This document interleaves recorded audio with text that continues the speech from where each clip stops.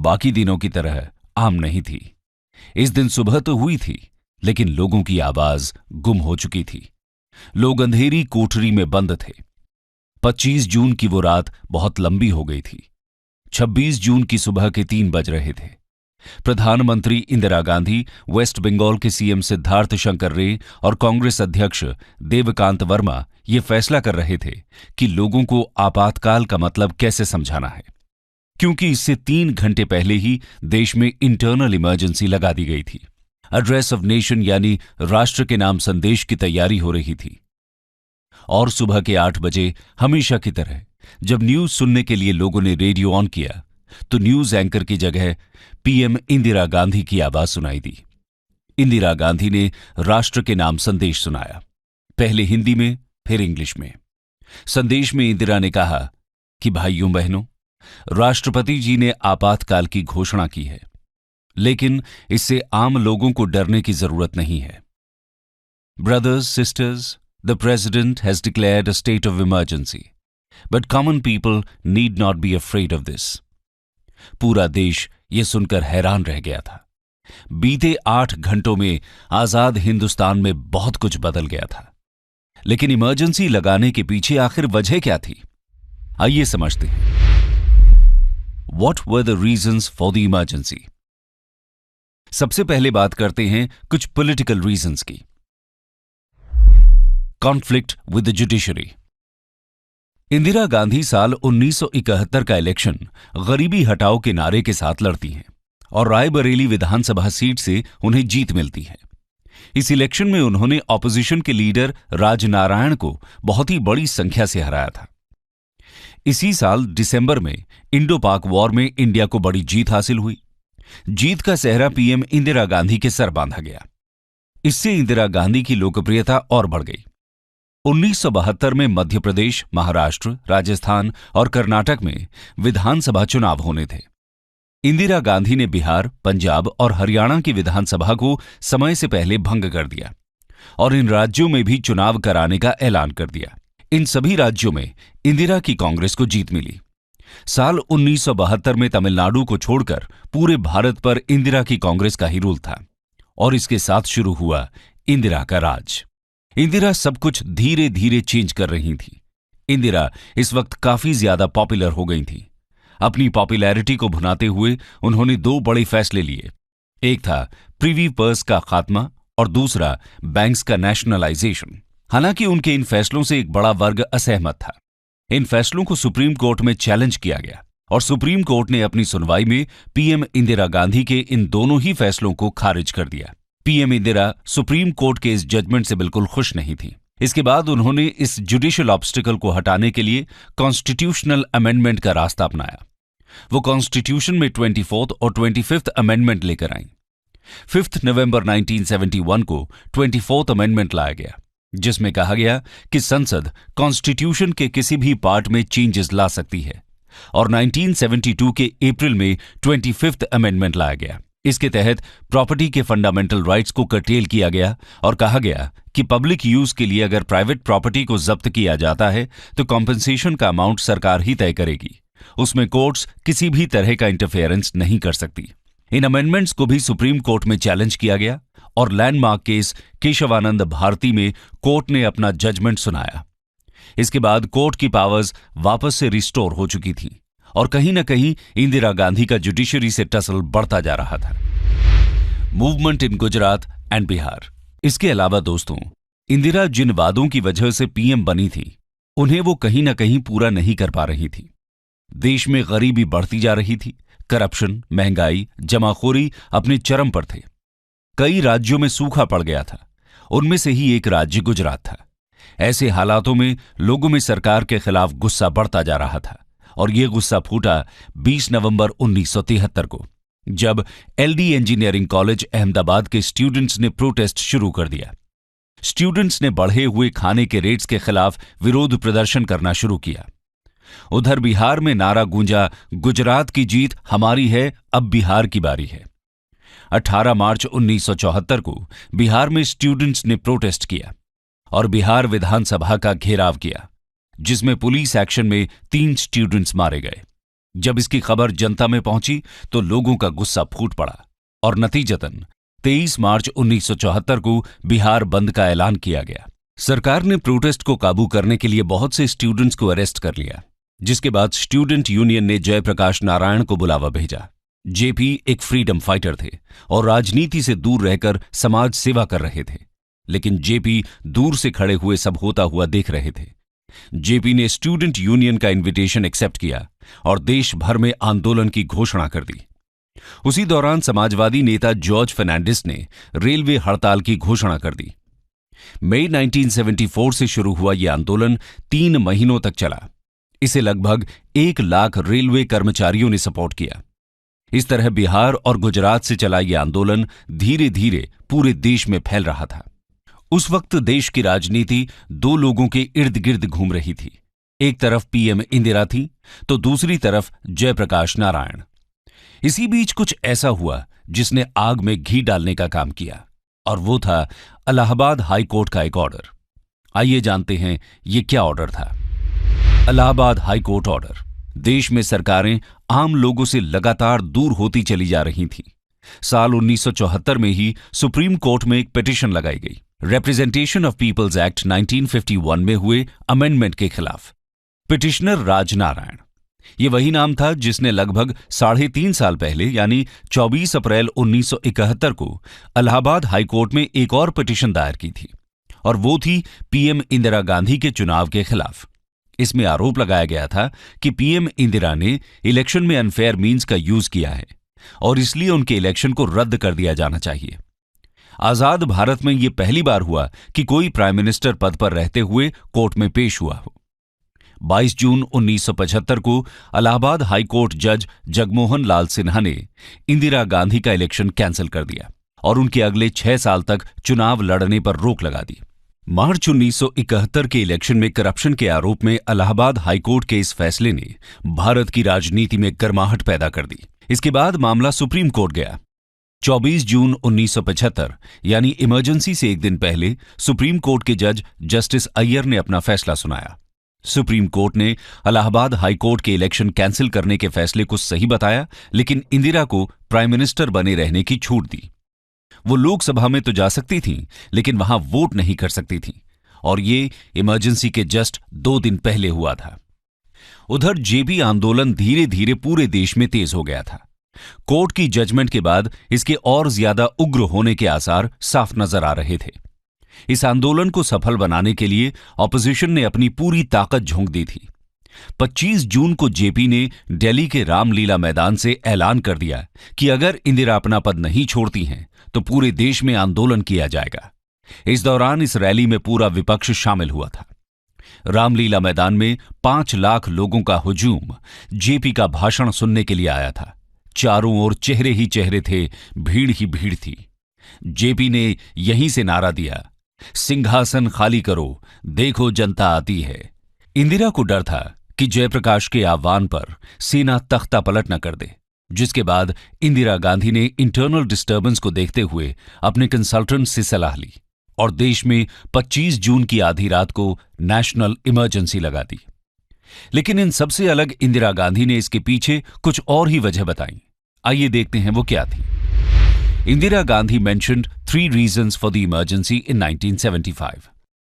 1975 में इमरजेंसी के लिए इंदिरा गांधी ने 3 वजह बताई थी। इंडियन एक्सप्रेस की एक रिपोर्ट के मुताबिक इंदिरा गांधी सरकार द्वारा बताया गया कि भारत में 21 मंथ तक चलने वाली इस इमरजेंसी का मेन मोटिव देश में फैले इनर टर्मोइल यानी आंतरिक अशांति को कंट्रोल करना था। इसलिए देश भर में कॉन्स्टिट्यूशनल राइट्स को सस्पेंड किया गया। फ्रीडम ऑफ स्पीच और फ्रीडम ऑफ प्रेस पर रोक लगाई गई। इंदिरा गांधी ने अपने संबोधन में 3 वजहों का जिक्र किया था और इमरजेंसी को सही बताया था। पहली वजह देते हुए उन्होंने कहा, देश में जयप्रकाश नारायण द्वारा शुरू किए गए आंदोलन की वजह से भारत की सुरक्षा और लोकतंत्र खतरे में है। दूसरी वजह देते हुए उन्होंने कहा कि मेरे विचार हैं कि देश में तेजी से economic development, backward classes, under privileged के विकास की जरूरत है। और तीसरी वजह बताते हुए इंदिरा गांधी ने यह कहा कि विदेशों से आने वाली शक्तियां भारत को अनस्टेबल और वीक कर सकती हैं। दोस्तों, हम आपको बता दें कि इंदिरा गांधी जिस जयप्रकाश नारायण को देश के लिए खतरा बता रही थी, ये वही जयप्रकाश नारायण थे जिन्हें कभी देश के पहले प्रधानमंत्री जवाहरलाल नेहरू उप प्रधानमंत्री बनाना चाहते थे। और ये वही जयप्रकाश नारायण थे जो कभी इंदिरा गांधी को मेरी प्यारी इंदु कहकर सलाह दिया करते थे। ये वही जयप्रकाश नारायण थे जिन्होंने कभी कुर्सी के लिए राजनीति नहीं की। और ये वही जयप्रकाश नारायण थे जो इस वक्त देश के सबसे बड़े नेता थे। दोस्तों, इमरजेंसी हिंदुस्तान के लोकतंत्र पर लगा सबसे काला गहरा धब्बा है। इस इमरजेंसी के पीछे की असली वजह कौन रहा?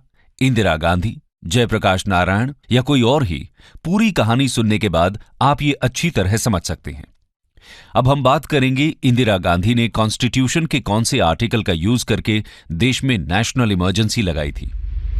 Emergency provisions of the constitution of India. PM Indira Gandhi ने कॉन्स्टिट्यूशन के आर्टिकल 352 के अंडर देश में इंटरनल इमरजेंसी लागू की थी।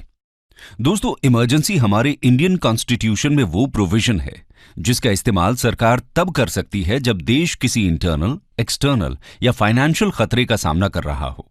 इंडियन कॉन्स्टिट्यूशन के 18th पार्ट में आर्टिकल 352 से 360 तक इमरजेंसी का प्रोविजन दिया गया है। इमरजेंसी के वक्त देश के सारे पावर सेंट्रल गवर्नमेंट के अंडर आ जाती हैं। देश में इमरजेंसी केवल राष्ट्रपति यानी प्रेसिडेंट ही लगा सकता है। बता दें कि इससे पहले पूर्व पीएम लाल बहादुर शास्त्री के समय 1962 इंडो चाइना वॉर के दौरान और 1971 इंडो पाक वॉर के समय भी आर्टिकल 352(1) के अंडर नेशनल इमरजेंसी लगाई गई थी। इंडियन कॉन्स्टिट्यूशन में 3 तरह की इमरजेंसी के प्रोविजंस हैं। पहला, नेशनल इमरजेंसी आर्टिकल 352, दूसरा प्रेसिडेंट्स रूल और स्टेट इमरजेंसी आर्टिकल 356 और तीसरा फाइनेंशियल इमरजेंसी आर्टिकल 360। अभी तक भारत में कभी भी फाइनेंशियल इमरजेंसी नहीं लगाई गई है।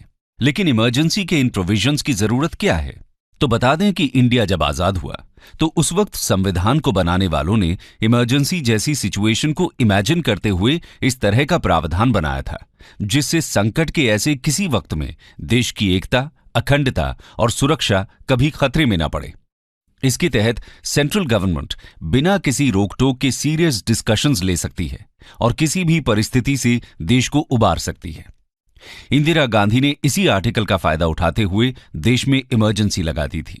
आइए अब जानते हैं उनके इस फैसले के क्या परिणाम देखने को मिले। Effects and consequences of emergency.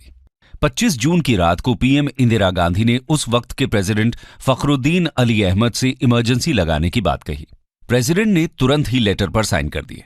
यहां गौर करने वाली बात यह है कि इंदिरा गांधी ने इससे पहले अपने कैबिनेट मिनिस्टर से कोई सलाह मशविरा करना तो दूर, उन्हें इस बारे में बताना तक जरूरी नहीं समझा था। और इसके बाद जो हुआ वो किसी ने शायद सपने में भी नहीं सोचा था। शाम को ही तमाम न्यूज़पेपर ऑफिस की बिजली काट दी गई, प्रेस पर सेंसरशिप लगा दी गई, आधी रात को ही सोते हुए लोगों को जगाकर कहीं और ले जाया जाने लगा। हर तरफ लोगों को अरेस्ट किया जा रहा था। मीसा और डीआईआर जैसे एक्ट्स के तहत देश में 1 लाख से ज्यादा आम लोगों को, जिनमें 11,000 ऑपोजिशन लीडर्स शामिल थे, अरेस्ट कर जेल में डाल दिया गया। इंदिरा को जिन ऑपोजिशन लीडर्स से खतरा महसूस हो रहा था, जैसे अटल बिहारी वाजपेयी, लाल कृष्ण आडवाणी, मुलायम सिंह यादव आदि, सभी को आधी रात को ही उठा लिया गया था। इसके साथ ही देश के सबसे बड़े गांधीवादी नेता जेपी को भी अरेस्ट कर लिया गया। उन्होंने कहां सोचा होगा कि आजादी के बाद भी उन्हें एक बार फिर जेल जाना होगा। इन सब के साथ ही सरकार ने नजरबंदी कानून का इस्तेमाल काफी बड़े लेवल पर किया। जिन लोगों की इस वक्त गिरफ्तारी हुई थी वो लोग बेल के लिए पिटीशन भी नहीं डाल सकते थे। इसी बीच इंफॉर्मेशन एंड ब्रॉडकास्टिंग मिनिस्टर का कार्यभार गुजराल से लेकर संजय गांधी के चहेते विद्याचरण शुक्ल को दे दिया गया।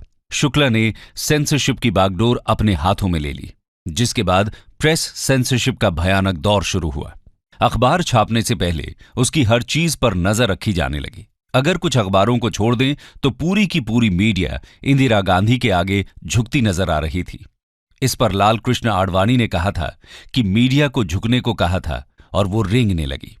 ऐसा इसलिए क्योंकि बहुत से मीडिया हाउसेस सरकार की चाटुकारिता करने लग गए थे। लेकिन बहुत से ऐसे भी थे जो अपनी पूरी शक्ति के साथ इसका लगातार विरोध कर रहे थे। उदाहरण के तौर पर इंडियन एक्सप्रेस और स्टेट्समैन जैसे बहुत से न्यूज़पेपर्स ने प्रेस पर लगी सेंसरशिप का विरोध किया। सरकार ने जिन न्यूज को छापने से रोका था उनकी जगह न्यूज़पेपर में खाली छोड़ दी जाती थी। जिससे लोगों तक सेंसरशिप का सही अंदाजा पहुंच सके। इमरजेंसी की गाज केवल भारतीय पत्रकारों पर ही नहीं बल्कि विदेशी पत्रकारों पर भी गिरी। विदेशी अखबारों के मालिकों को उनकी खबरों के लिए अरेस्ट तो नहीं किया जा सकता था, लेकिन उन्हें देश से निकाला जाने लगा। इसमें सबसे पहले वॉशिंगटन पोस्ट नाम के अखबार के लुइस एम सिमंस थे, क्योंकि उन्होंने Sanjay Gandhi and his mother नाम से एक आर्टिकल लिखा था। इसी तरह बीबीसी के मार्क टली को भी इंडिया छोड़कर जाना पड़ा था। इस तरह से जेल एक तरह से राजनीति की पाठशाला बन गई थी। बड़े नेताओं के साथ जेल में युवा नेताओं को बहुत कुछ सीखने समझने का मौका मिला। मीडिया रिपोर्ट और इतिहासकारों ने इस इमरजेंसी को कंट्रोवर्शियल और अनडेमोक्रेटिक कहा। इसे लागू करने के बाद राजनीतिक तौर पर इंदिरा गांधी के घोर विरोधी जेपी ने इसे भारत के लोकतंत्र के इतिहास का काला अध्याय कहा। इमरजेंसी ने देश के राजनीतिक दलों से लेकर पूरे पॉलिटिकल सिस्टम को तो हिलाकर रखा ही हुआ था। दूसरी तरफ संजय गांधी ने देश को आगे बढ़ने के नाम पर 5 सूत्रीय एजेंडा लागू कर दिया था। उनमें थे family planning, elimination of dowry system, adult education, planting trees, eradication of caste system. लेकिन इस एजेंडा में सबसे ज्यादा भयानक था स्टेरिलाइजेशन यानी नसबंदी का फैसला। इस फैसले ने इसे राजनीतिक गलियारों से निकालकर आम जन के निजी जीवन तक पहुंचा दिया। जनता के अधिकार पहले ही छीने जा चुके थे, फिर नसबंदी ने घर घर में दहशत फैलाने का काम किया। उस दौरान गली मोहल्लों में इमरजेंसी के सिर्फ एक ही फैसले की चर्चा सबसे ज्यादा थी, और वो था यही जबरदस्ती चलाया जा रहा स्टेरिलाइजेशन कैंपेन। एक रिपोर्ट के मुताबिक सिर्फ 1 साल के अंदर देश भर में 60 लाख से ज्यादा लोगों की नसबंदी करा दी गई। इनमें 16 साल से लेकर 70 साल के बुजुर्ग तक शामिल थे। यही नहीं, गलत ऑपरेशन और ठीक इलाज न मिलने की वजह से करीब 2000 लोग मारे गए। संजय गांधी का यह मिशन जर्मनी में हिटलर के शासन में चलाए गए नसबंदी अभियान से भी ज्यादा भयानक था, जिसमें करीब 4 लाख लोगों की नसबंदी कर दी गई थी। इसके साथ ही संजय गांधी ने सुंदरीकरण कार्यक्रम के तहत दिल्ली की झुग्गियों पर बुलडोजर चलवा दिया था। जो लोग इसके रास्ते में आए उन पर गोली तक चलवा दी गई। आप सोच सकते हैं कि निरंकुशता की किस हद तक सरकार जा रही थी। खैर, हर काली रात की सुबह जरूर होती है। एक समय के बाद इमरजेंसी का भी अंत हुआ। आइए जानते हैं चेंज आफ्टर इमरजेंसी। 21 महीने बाद 21 मार्च 1977 को आखिरकार इंदिरा गांधी ने इमरजेंसी को हटाने का ऐलान कर दिया। उन्हें सलाह दी गई थी कि इस समय अगर इमरजेंसी को हटाकर इलेक्शन करा दिए जाएं तो जीत उन्हीं की होगी। लेकिन इमरजेंसी लगाने का फैसला इंदिरा गांधी की सरकार और कांग्रेस को भारी पड़ा। इसके बाद हुए इलेक्शन में इंदिरा गांधी की सबसे बड़ी हार हुई और मोरारजी देसाई की लीडरशिप में देश में पहली बार गैर कांग्रेस की सरकार बनी। जनता पार्टी की सरकार आते ही इमरजेंसी प्रोविजंस के मिसयूज पर रोक लगाने के लिए कुछ कदम उठाए गए। 44वें संविधान संशोधन 1978 के जरिए इमरजेंसी प्रोविजन के मिसयूज को रोकने की व्यवस्था की गई और साथ ही इसके द्वारा आपातकाल के दौरान हुए 42nd अमेंडमेंट की कंट्रोवर्शियल प्रोविजंस को भी रद्द कर दिया गया। इसके अलावा 43वें संविधान संशोधन के जरिए हाईकोर्ट और सुप्रीम कोर्ट के अधिकार वापस दे दिए गए। इमरजेंसी के 21 महीनों में इंदिरा गांधी बेहद ताकतवर सत्ताधारी बनी रहीं, लेकिन इसके खिलाफ उठी आवाज ने जल्द ही अधिनायकवाद के गुरूर को तोड़कर रख दिया। इमरजेंसी ने देश को एक बहुत बड़ा बदलाव यह भी दिया कि इमरजेंसी के बाद ही देश में पहली बार गैर कांग्रेस सरकार बनी। ये कोई एक दल की सरकार नहीं थी, बल्कि जनता के ही समर्थन में उठी उस विपक्ष की सरकार थी जिसको दबाने के लिए इंदिरा गांधी ने इमरजेंसी लगाई थी। कहीं न कहीं भारतीय लोकतंत्र इमरजेंसी के बाद और मजबूत बनकर खड़ा हुआ था। कंक्लूजन, राजनैतिक तौर पर देखें तो इमरजेंसी का ये एपिसोड सबको ये सबक देता है कि चाहे आप कितने भी पॉपुलर हो जाएं, अगर आप जनता की उम्मीदों पर खरे नहीं उतरते हो तो आपका हर दाव उल्टा पड़ जाता है। लोकतंत्र में जनता की इसी शक्ति को राजनेता हमेशा याद रखते हैं। इसके अलावा इमरजेंसी के विरोध में मीडिया का योगदान भी हमेशा याद रखा जाता है। इमरजेंसी के काले अंधकार के हटने के बाद भारतीय राजनीति और ज्यादा परिपक्व होती नजर आई। स्टडी IQ IAS अब तैयारी हुई अफोर्डेबल।